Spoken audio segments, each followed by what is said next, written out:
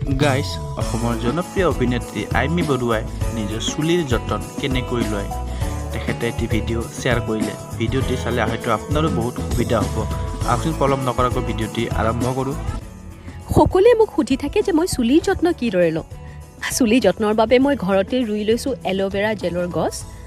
এয়া এল'ভেৰা 2টা পাত ছিঙি লৈছোঁ।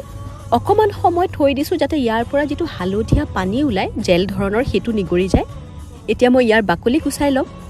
বাকলি গুচাই জেলখিনি উলিয়াই লৈছোঁ। লগত দিম মই ভিটামিন ইৰ 2টা কেপচুল। মই 4টা দিম আজি, কাৰণ মোৰ চুলিখিনি অকণমান দীঘল। আপোনালোকে নিজৰ প্ৰয়োজন অনুসৰি দিব। ভিটামিন ই কেপচুল য'তে ত'তে আপোনালোকে ফাৰ্মাচীত পাই যাব। এইখিনি ধুনীয়াকৈ উলিয়াই এনেকৈ মই পিচি ল'লোঁ। অকণমান ফেন হৈ যায়। আচলতে আমি ৰিয়েলটো ইউজ কৰিছোঁ কাৰণে গোটা গোটাও মাজে মাজে থাকি যায়। গুৰিৰ পৰা আগলৈকে ভালকৈ লগাব। 40 মিনিট ৰাখি তাৰপাছত যিকোনো কেমিকেল ফ্ৰী শ্বেম্পুৰে ধুই দিব।